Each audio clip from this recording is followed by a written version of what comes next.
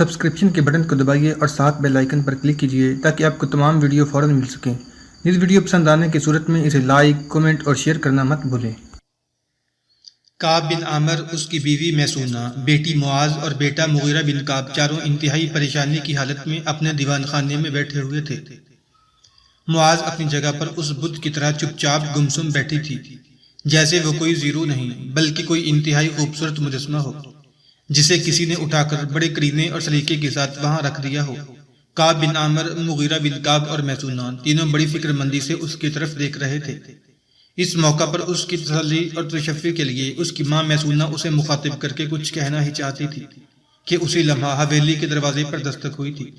دستک سن کر معاذ بدکنے کے انداز میں اپنی جگہ پر اچھل پڑی تھی، اپنی جگہ چھوڑ کر باہر نکلنا چاہتی تھی کہ اس کی ماں میسونہ نے اس کا بازو پکڑ کر اسے اپنے قریب بٹھا لیا اور اسے مخاطب کر کے کہنے لگی، میری بیٹی، تم زیادہ فکر مند نہ ہو، اللہ کی طرف سے ہمیں بہتری کی امید رکھنی چاہیے۔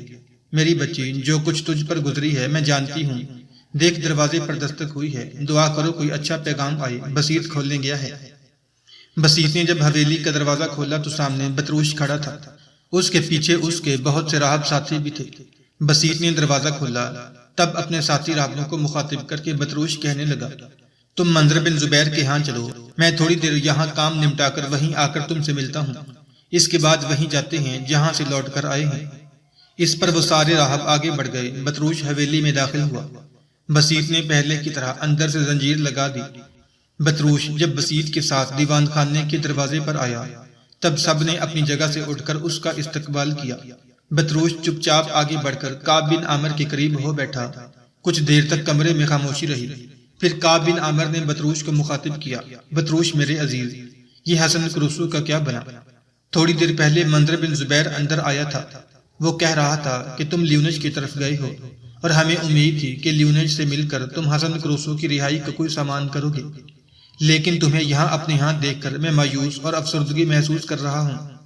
یہاں تک کہنے کے بعد کعب بن عامر رکا، پھر اپنی بیٹی معاذ کی طرف دیکھتے ہوئے کہنے لگا، بطروش، ذرا معاذ کی حالت دیکھو، اگر حالات چند دن مزید ایسے ہی رہے تو میری بیٹی کے بچنے کی کوئی امید نہیں رہے گی۔ اس نے کھانا پینا بالکل ترک کر دیا ہے، جب بھی اس سے گفتگو کرو بس ایک ہی بات کہتی ہے کہ حالات کچھ بھی ہو جائیں حسن کروسو کے پاس لے جاؤ، اگر اسے کچھ ہو گیا تو میں زندگی بھر کسی کو معاف نہیں کروں گی۔ اس کا کہنا ہے کہ ان حالات میں اس کا حسن کروسو کے پاس رہنا بے حد ضروری ہے، اس لیے کہ وہ اس کا شوہر ہے اور مصیبت کے وقت یہ اپنے شوہر کے پاس رہنا چاہتی ہے۔ کعب بن عامر خاموش ہوا، تب بطروش اپنی جگہ سے اٹھا، آہستہ آہستہ معاذ کی طرف گیا، پھر بڑے پیارے انداز میں بڑی نرمی سے اس نے اپنا ہاتھ معاذ کے سر پر پھیرا اور کہنے لگا، میری بہن، میں تمہارا بھائی ابھی زندہ سلامت ہوں، تمہیں مایوس نہیں کروں گا۔ مجھے امید ہے کہ بطروش اس سے آگے کچھ نہ کہہ سکا، اس لیے کہ انتہائی افسردہ اور غمزدہ لہجہ میں بولتی ہوئی معاذ نے اس کی بات کاٹ دی۔ بطروش میرے بھائی، پہلے آپ اپنی جگہ پر بیٹھیں، پھر میں کہتی ہوں جو کہنا ہے۔ بطروش جب دوبارہ اپنی نشست پر بیٹھ گیا تب اس کی طرف دیکھتے ہوئے معاذ کہنے لگی، تھوڑی دیر پہلے منظر بن زبیر یہاں آیا تھا، اس نے بتایا تھا کہ آپ حسن کروسو کی رہائی کے لیے لیونج کی طرف گئے ہیں۔ جب آپ وہاں گئے تب معاذ کو رک جانا پڑا کہ مسکراتے ہوئے بطروش بول اٹھا، جو کچھ منظر بن زبیر نے کہا میری عزیز بہن وہ درست ہے۔ جن لوگوں کو پکڑ کر بند کیا گیا ہے ان میں زیادہ تر ملاح اور ماہی گیر ہیں اور ان میں حسن کروسو بھی شامل ہے۔ میری بہن تو جانتی ہے کہ حسن کروسو کی ذات ہی سے میرا دل دھڑکتا ہے۔ جس دن وہ گیا تو یوں جانو کہ بطروش بھی ختم ہو جائے گا۔ میں حسن کروسو سے ملنا چاہتا تھا، اسے دوسرے ماہی گیروں کے ساتھ ایک خاصے بڑے کمرے میں بند کیا گیا ہے۔ کمرے کا دروازہ لوہے کی مضبوط سلاخوں کا ہے۔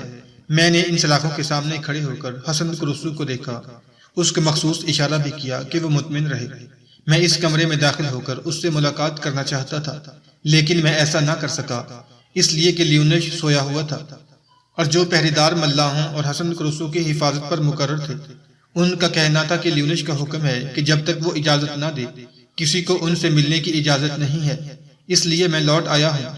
میری بہن، تمہارے ہاں آنے کا مقصد صرف یہ ہے کہ میں تمہیں تسلی دینے آیا ہوں کہ میں بیکار نہیں بیٹھا ہوا، میرے ساتھ میرے دوسرے راہب بھی تھے، انہیں میں نے منظر بن زبیر کے ہاں بھجوایا ہے۔ یہاں سے نکل کر میں منظر بن زبیر کے ہاں جاؤں گا اور اپنے سارے راہبوں کو لے کر ایک بار پھر لیونج کا رخ کروں گا۔ میں کیا کرنا چاہتا ہوں فی الحال میں اس کا اظہار کسی سے نہیں کروں گا، اس لیے کہ مجھے ہر صورت میں حسن کروسو کو اس زندان نما کوٹری سے نکالنا ہے، اور اگر میں نہ نکال سکا تو پھر میں واپس نہیں آؤں گا۔ میں واپس نہ آیا تو یوں سمجھ لینا کہ حسن کروسو کے ساتھ میں بھی اس دنیا سے کوچ کر گیا ہوں۔ بطروش جب خاموش ہوا تو پر امید انداز میں اس کی طرف دیکھتے ہوئے معاذ کہنے لگی، میرے بھائی آپ کا کیا اندازہ ہے کہ حسن کروسو کو زندان کی اس کوٹری سے نکال لیا جائے گا؟ اگر آپ پر امید ہیں تو یہ بھی بتائیں کہ کیسے وہاں سے اس کا چھٹکارا ہوگا۔ بطروش سنجیدہ ہو گیا، کہنے لگا، میری بہن، اس وقت میں تم سے کچھ نہیں کہوں گا۔ ویسے حالات ہمارے حق میں ہیں، اس لیے کہ ڈانجون اس وقت یہاں نہیں ہے۔ لیونش کسی قدر نرم طبیعت کا مالک ہے اور وہ ہم لوگوں کا ڈانجون کی نسبت زیادہ احترام کرتا ہے۔ اگر ڈانجون یہاں ہوتا تو وہ حسن کروسو اور ملاحوں کو سزا دینے میں ذرا بھر کی تاخیر نہیں کرتا، لیکن لیونش نے انہیں بند کیا ہوا ہے۔ اگر لیونش سویا ہوا نہ ہوتا تو اب تک شاید میں اپنے لاہے عمل کو آخری شکل دے چکا ہوتا، لیکن لیونش کے سونے کی وجہ سے میں لوٹ آیا۔ بہرحال میری بہن، ہمیں مایوس نہیں ہونا چاہیے، میں صرف تمہاری خاطر یہاں آیا ہوں۔ میں پھر تم سے کہتا ہوں کہ مطمئن رہو، حوصلہ رکھو میری بہن۔ اگر تم حوصلہ ہار دو گی تو ہمارا کیا بنے گا؟ اور یہ جو تم کہتی ہو کہ تم حسن کروسو کے پاس جانا چاہتی ہو، آئندہ یہ الفاظ کبھی اپنے منہ سے نہ نکالنا، کسی کے سامنے یہ تک نہیں کہنا کہ تم حسن کروسو کی بیوی ہو۔ وہاں جانا تو بہت دور کی بات، اس گھر کے افراد کے علاوہ کسی اور کو خبر تک نہیں ہونی چاہیے کہ حسن کروسو کا اس گھر کے ساتھ ایک رشتہ ہے۔ جس دن یہ خبر پھیل گئی تو یاد رکھنا، یہ حویلی ہی نہیں، مسلمانوں کی یہ ساری بستی محفوظ نہیں ہوگی۔ اس کے ساتھ ہی بطروش اپنی جگہ پر اٹھ کھڑا ہوا، کہنے لگا، اب تم لوگ آرام کرو، بالکل مطمئن اور آسودہ رہنا، فکر مند نہیں ہونا۔ ابھی بطروش زندہ ہے، کچھ نہ کچھ کر کے رہے گا۔ میں اب یہاں سے منظر بن زبیر کے ہاں جاؤں گا، تھوڑی دیر وہاں بیٹھوں گا، پھر اپنے ساتھیوں کے ساتھ ایک بار پھر لیونش کا رخ کروں گا۔ اس کے ساتھ ہی بطروش نے باری باری کعب بن عامر اور مغیرہ بن کعب سے مصافحہ کیا۔ معاذ اور اس کی ماں میسونہ کو ایک بار پھر تسلی دی۔ اس کے بعد وہ حویلی سے نکل گیا تھا۔ تھوڑی دیر بعد بطروش اپنے ساتھی راہبوں کے ساتھ لیونش کی حویلی میں داخل ہوا۔ بطروش اور اس کے ساتھی راہبوں کو دیکھتے ہوئے لیونش نے بے پناہ خوشی کا اظہار کیا۔ آگے بڑھ کر اس نے پرجوش انداز میں سب سے مصافحہ کیا، پھر انہیں لے کر اپنے دیوان خانہ میں بیٹھ گیا۔ جب سب بیٹھ گئے تب لیونش کو مخاطب کرتے ہوئے بطروش کہنے لگا، میں اس سے پہلے بھی آیا تھا لیکن آپ سوئے ہوئے تھے، اس بنا پر میں واپس چلا گیا۔ لیونش چونکا اور کہنے لگا، آپ کو واپس جانے کی کیا ضرورت تھی؟ آپ نے میرے آدمیوں سے کہہ کر مجھے جگا دیا ہوتا۔ بطروش مسکرا دیا، نہیں، میں آپ کو زحمت نہیں دینا چاہتا تھا۔ دراصل میں نے سنا ہے کہ حسن کروسو کو گرفتار کر لیا گیا ہے۔ یہ اتنی خوشی کی خبر ہے کہ میں اسے الفاظ میں بیان نہیں کر سکتا۔ دراصل میں اپنے ساتھی راہبوں کے ساتھ آیا تھا، میں ذرا حسن کروسو کو دیکھوں کہ وہ کون ہے۔ لیونش کے لبوں پر ہلکا سا تبسم نمودار ہوا، کہنے لگا، شکل سے تو میں بھی اسے نہیں پہچانتا۔ میں نے سب کو زندان نما کمرے میں بند کر دیا ہے۔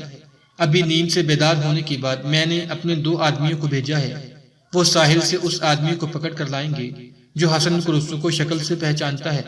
پھر پتہ چلے گا کہ جو آدمی بند کیے گئے ہیں ان میں سے حسن کروسو کون ہے۔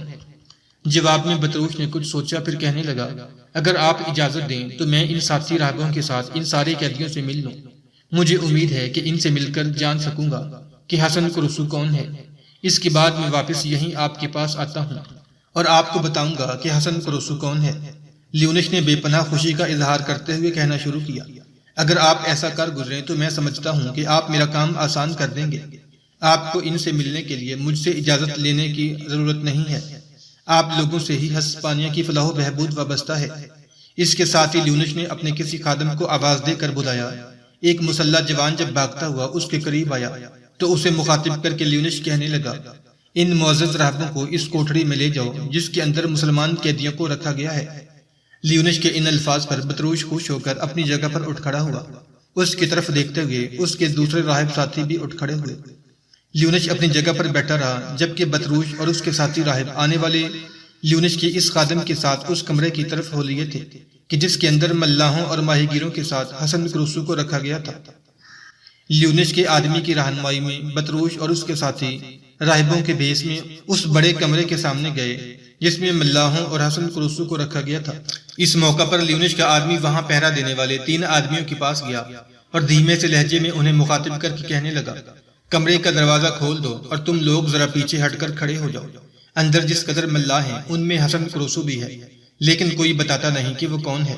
محترم بطروش اپنے ساتھیوں کے ساتھ اندر جائیں گے اور یہ جاننے کی کوشش کریں گے کہ حسن کرسو کون ہے۔ لیونش کے اس آدمی کے ان الفاظ پر ان مسلح جوانوں میں سے ایک نے آگے بڑھ کر دروازہ کھول دیا تھا۔ وہ تینوں پیچھے ہٹ گئے تھے۔ دروازہ کھول کر بطروش اپنے ساتھیوں کے ساتھ اندر داخل ہوا۔ سارے راہبوں کے اندر داخل ہونے پر جہاں حسن کرسو نے کسی رد عمل کا اظہار نہیں کیا، وہاں نمایاں بات یہ تھی کہ کمرے میں داخل ہوتے وقت بطروش نے حسن کرسو کو مخصوص اشارہ کیا تھا۔ اس اشارے کو پا کر حسن کرسو کے چہرے پر مسکراہٹ نمودار ہوئی تھی۔ پھر بطروش نے اپنے راہبوں کو اشارہ کیا اور وہ اس کمرے کے دروازے کے سامنے اس طرح کھڑے ہو گئے کہ باہر سے کوئی دیکھ نہ سکتا تھا کہ بطروش کیا حرکت کرنے لگا ہے۔ پھر ہاتھ کے اشارے سے بطروش نے حسن کرسو کو اپنے پاس بلایا۔ حسن کرسو آ کر ملاحوں کے بیچ میں کھڑا ہو گیا۔ تب بطروش نے اس کے کان میں سرگوشی کی، میرے عزیز، میرے پیارے بھائی، یہ جو راہب تمہارے سامنے کھڑا ہے یہ قد کاٹ میں بالکل تم جیسا ہے۔ دیکھو، ہچکچانا نہیں، یہیں کھڑے کھڑے ہمارے بیچ اور درمیان میں اپنا لباس اتار کر اسے دے دو اور اس کا لباس پہن لو۔ جلدی کرو، میرے پاس وقت نہیں ہے۔ اس پر حسن کرسو اور وہ راہب فوراً حرکت میں آئے۔ راہب نے حسن کرسو کا لباس پہن لیا۔ حسن کرسو راہب کے لباس میں آ گیا تھا۔ بطروش نے شاید سارا معاملہ پہلے ہی اس راہب سے طے کر لیا تھا۔ حسن کرسو کا لباس پہن کر وہ راہب چپ چاپ ان ملاحوں کے اندر اس جگہ جا کر بیٹھ گیا تھا جہاں تھوڑی دیر پہلے حسن کرسو بیٹھا ہوا تھا۔ پھر آگے بڑھ کر بطروش نے ایک ملاح اور ماہی گیر سے سرگوشی کی اور اس کے بعد وہ پیچھے ہٹ گیا۔ ایسا کرنے کے بعد سارے راہب پہلے کی طرح دروازے کے سامنے سے ہٹ گئے۔ اب ان کے اندر حسن کرسو بھی راہب ہی کے بیس میں تھا۔ اس موقع پر بطروش نے اپنے ایک راہب کو جو شاید اس کا نائب تھا اپنے قریب بلایا۔ جب وہ اس سے نزدیک ہوا تو بطروش سرگوشی کے انداز میں کان میں کہنے لگا، ابھی تھوڑی دیر تک میں تم سب لوگوں کو لے کر باہر نکلوں گا۔ میں لیونش کے پاس چلا جاؤں گا اور تم سب حسن کرسو کو لے کر اپنی اپنی خانقاہ کی طرف چلے جانا اور وہاں حسن کرسو کو کسی انتہائی معقول جگہ چھپا دینا، خصوصیت کے ساتھ ان غاروں میں جہاں کوئی کسی کو تلاش نہیں کر سکتا۔ لیونش سے کہوں گا کہ میں نے بہت کوشش کی لیکن ان ملاحوں میں میں نہیں جان سکا حسن کرسو کون ہے۔ میں لیونش کو باتوں میں لگائے رکھوں گا جب تک تم اپنی خانقاہوں میں پہنچ جاؤ گے۔ وہاں جا کر حسن کرسو کو محفوظ کر لینا۔ اس کے بعد دیکھیں گے کہ کیسے ہم حسن کرسو کو یہاں سے نکالنا ہے۔ اپنے نائب کو یہ سب کچھ سمجھانے کے بعد بطروش باہر نکلا اور محافظوں کو مخاطب کر کے کہنے لگا، دروازہ بند کر لو، پہلے کی طرح دروازے کو قفل لگا دو۔ افسوس ان میں کوئی نہیں بتاتا کہ حسن کرسو ان میں سے کوئی ہے۔ بہرحال جلد ہی پتہ چل جائے گا کہ وہ کون ہے۔ اس کے ساتھ ہی بطروش وہاں سے ہٹ گیا تھا۔ جب وہ اس سمت آیا جہاں لیونش کی نشست گاہ تھی تو وہ خود تو لیونش کی طرف چلا گیا جبکہ راہب بڑی تیزی سے اپنی خانقاہوں کی طرف روانہ ہو گئے تھے۔ آہستہ آہستہ بڑے وقار سے چلتا ہوا بطروش واپس لیونش کے پاس گیا اور اسے مخاطب کر کے کہنے لگا، لیونش، مجھے بے حد دکھ اور افسوس ہوا کہ میں نہیں جان سکا کہ حسن کرسو ان میں سے کون ہے۔ یہاں تک کہتے کہتے بطروش کو رک جانا پڑا، اس لیے کہ اس کی طرف مسکرا کر دیکھتے ہوئے لیونش بول اٹھا، محترم باپ، اس میں فکر مند ہونے کی کیا ضرورت ہے؟ آپ جیسے لوگ تو قوم و ملت کی خدمت کرنے والے ہیں۔ اگر آپ حسن کرسو کو نہیں جان سکے تو اس میں آپ کو افسوس کرنے اور پریشان ہونے کی کیا ضرورت ہے؟ میرے آدمی اس ملاح کو لینے کے لیے گئے ہوئے ہیں جو حسن کرسو کو اس کی شکل سے پہچانتا ہے۔ وہ ابھی اسے لے کر آئیں گے اور وہ آتے ہی بتا دے گا کہ کمرے میں بند ملاحوں میں سے حسن کرسو کون ہے۔ لیونش جب خاموش ہوا تو اس کی طرف غور سے دیکھتے ہوئے بطروش کہنے لگا، وہ ملاح جو حسن کرسو کو اس کی شکل سے پہچانتا ہے، اس کے آنے تک کیا میں یہاں آپ کے پاس بیٹھ سکتا ہوں تاکہ میں بھی جان سکوں کہ ان میں سے حسن کرسو کون ہے؟ لیونش نے بڑی ارادت مندی سے بطروش کی طرف دیکھا، کہنے لگا، آپ کس قسم کی گفتگو کر رہے ہیں؟ آپ کا یہاں میرے پاس بیٹھنا میرے لیے ایک سعادت مندی ہے۔ جس کام کے لیے آپ بیٹھ رہے ہیں وہ یہ میری ذمہ داری ہے، لیکن آپ کا یہاں بیٹھنا میرے لیے آسانیاں پیدا کر دے گا، تو میں یہی جانوں گا کہ آپ میری ذمہ داریاں بانٹ رہے ہیں، تقسیم کر رہے ہیں اور میرا بوجھ ہلکا کر رہے ہیں۔ اس کے بعد بطروش اور لیونس باربروسا اور اس کے ساتھیوں کے سمندر کے اندر ہلچل اور تباہ کاریوں سے متعلق گفتگو کر رہے تھے۔ تھوڑی دیر بعد لیونس کے اس کمرے میں اس کے دو ساتھی داخل ہوئے۔ ان کے ساتھ وہ ملاح تھا جو حسن کرسو کو اس کی شکل سے پہچانتا تھا۔ لیونس کے دو ساتھیوں میں سے ایک نے لیونس کو مخاطب کیا، یہ جس ملاح کو ہم اپنے ساتھ لے کر آئے ہیں یہ حسن کرسو کو شکل سے پہچانتا ہے اور اس نے اطلاع دی ہے کہ حسن کرسو اپنی ماں اور بہن کے ساتھ ساحل پر اترا ہے۔ لیونش نے مسکراتے ہوئے اس ملاح کی طرف دیکھا، پھر کہنے لگا، کیا تم حسن کرسو کو اس کی چہرے اور شکل سے پہچانتے ہو؟ وہ ملاح بڑا سنجیدہ اور افسردہ کھڑا تھا منہ سے کچھ نہ بولا، اس نے صرف اسبات میں گردن ہلا دی تھی۔ اس موقع پر بطروش بڑے قہر بھرے انداز میں اس کی طرف دیکھ رہا تھا، تاہم اس نے اپنے غصے اور غضبناکی کا اظہار نہیں ہونے دیا۔ لیونش اپنی جگہ پر اٹھ کھڑا ہوا اور بطروش کی طرف دیکھتے ہوئے کہنے لگا، آپ بھی میرے ساتھ آئیں، ذرا دیکھیں تو ان میں سے حسن کرسو کون ہے، جو خیر الدین باربروسا کا ساتھی ہے اور جنہوں نے سمندر کے اندر ایک ہلچل اور ایک انقلاب برپا کر رکھا ہے۔ پھر لیونش اور بطروش اس ملاح اور اسے لانے والے دونوں جوانوں کو لے کر اس کمرے کی طرف گئے جس میں حسن کرسو اور دوسرے ملاحوں کو رکھا گیا تھا۔ لیونش کے کہنے پر محافظوں نے کمرے کا دروازہ کھولا، ملاح کو لے کر سب اس کمرے میں داخل ہوئے۔ پھر ملاح کو مخاطب کرتے ہوئے لیونش کہنے لگا، یہی وہ لوگ ہیں جنہیں ساحل سے گرفتار کیا گیا تھا، انہیں غور سے دیکھو اور بتاؤ ان میں حسن کرسو کون ہے۔ اس ملاح نے سب کا جائزہ لیا، وہ اداس اور افسردہ ہو گیا تھا، لمحہ بھر کے لیے اس کی گردن جھکی رہی۔ اس موقع پر لیونش نے غور سے اس کی طرف دیکھا، پھر پوچھا، کیا بات ہے؟ اس ملاح نے گردن سیدھی کی، پھر دکھ بھرے انداز میں کہنے لگا، ان میں کوئی بھی حسن کرسو نہیں ہے۔ لیونش ہکا بکا اور دنگ رہ گیا، بلند آواز میں بولا، یہ تم کیا کہہ رہے ہو؟ ملاح ہکلاتے ہوئے کہنے لگا، محترم لیونش، میں غلط تو نہیں کہہ رہا، یہ جس قدر لوگ ہیں اس کمرے میں بند ہیں یہ سب بے گناہ ہیں، نہ ان کے اندر حسن کرسو ہے اور نہ حسن کرسو سے ان کا تعلق اور واسطہ ہے۔ اگر آپ کو میری باتوں پر اعتبار نہیں ہے اور میرے ان الفاظ پر اعتماد نہیں کرتے تو میرے علاوہ کسی اور کو بلا کر پوچھ سکتے ہیں کیا ان میں حسن کرسو ہے۔ اگر کوئی یہ بتا دے کہ ان میں سے فلاں حسن کرسو ہے تو میں اجازت دیتا ہوں کہ آپ میری گردن کاٹ دیجئے گا۔ میرا اندازہ ہے کہ حسن کرسو کو آپ لوگوں نے گرفتار ہی نہیں کیا، وہ کسی نہ کسی طرح دور کھڑی کشتی کی طرف بھاگا اور وہاں سے وہ اپنے مسکن کی طرف جا چکا ہوگا۔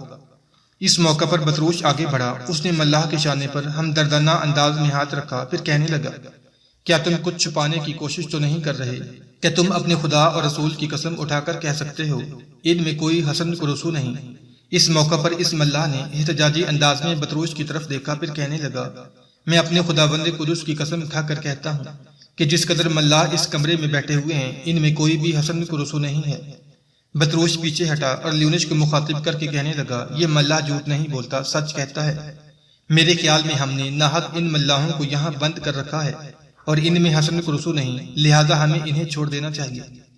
لیونش کھڑے کھڑے کچھ دیر سوچتا رہا، پھر بطروش کی طرف دیکھتے ہوئے کہنے لگا، محترم باپ، آپ کا کہنا درست ہے، اگر یہ بے گناہ ہیں تو انہیں یہاں بند رکھنا درست نہیں ہے۔ پھر اس نے وہاں بند سارے ملاحوں کو مخاطب کیا، تم اٹھو اور اپنے اپنے گھروں کو چلے جاؤ۔ اس پر سب ملاح اٹھ کر وہاں سے نکل گئے تھے۔ ان ملاحوں اور ماہی گیروں کے جانے کے بعد بطروش لیونش کی طرف بڑھا اور اس کے قریب ہو کر سرگوشی کے انداز میں اسے مخاطب کر کے کہنے لگا، لیونش میرے عزیز، میں نے جو تمہیں ان ملاحوں اور ماہی گیروں کو رہا کرنے کا مشورہ دیا ہے تو اس کا برا نہ ماننا۔ ایسا میں نے ان کی بہتری اور بھلائی کے لیے نہیں کیا، بلکہ میں نے ایسا مشورہ ان علاقوں کے بسنے والے عیسائیوں کے تحفظ اور ہسپانیہ کی مملکت کی مضبوطی اور استحکام کی خاطر دیا ہے۔ لیونش، یاد رکھنا، یہ ملاح چونکہ بے گناہ تھے، حسن کرسو ان کے اندر نہیں تھا، لہذا البشارات کے کوہستانی سلسلوں کے علاوہ ساحل سمندر کے ساتھ ساتھ یہ مسلمان ماہی گیر اور ملاح آباد ہیں۔ ان کے اندر یہ بات بجلی کے کودنوں کی طرح اثرات کر جاتی کہ لیونش ان علاقوں میں آنے والے مسلمانوں کے ساتھ زیادتیوں کی ابتدا کر چکا ہے۔ ان کے ذہن میں یہ بات بھی اٹھتی کہ حسن کرسو کی موجودگی کا سہارا لے کر ملاحوں اور ماہی گیروں کو ناحق حراست میں لیا گیا ہے۔ ایسی صورت میں البشارات کی وادیوں اور کوہستانی سلسلے کے سارے قبائل کے اندر بغاوت بھی اٹھ سکتی تھی۔ اگر ایسا ہو جاتا تو بطروش اپنی بات مکمل نہ کر سکا، اس لیے کہ لیونش مسکراتے ہوئے بول اٹھا تھا، مقدس باپ، جو کچھ آپ کہنا چاہ رہے ہیں میں سمجھ رہا ہوں۔ میں نے آپ کے اس فیصلے پر خوشی محسوس کی ہے۔ اگر آپ مجھے یہ مشورہ نہ دیتے تب بھی میں ماہی گیروں اور ملاحوں کو چھوڑنے والا تھا۔ اگر ان میں حسن کرسو نہیں تو انہیں یہاں روکنے اور رکھنے کا کوئی جواز نہیں ہے۔ آپ فکر مند نہ ہوں، میں ان علاقوں کی تاریخ اور یہاں کے ماحول سے اچھی طرح واقف ہوں۔ ان علاقوں میں جو پہلے ایک بار مختلف قبائل نے بغاوت کھڑی کی تھی، اس بغاوت نے ہزاروں عیسائیوں کو نگل لیا تھا، لہذا جب تک میں یہاں ہوں میں ویسے حالات نہیں ہونے دوں گا۔ ویسے مقدس باپ، ایک بات ہے، اگر حسن کرسو اس ساحل پر آیا ہے پھر وہ کہاں گیا؟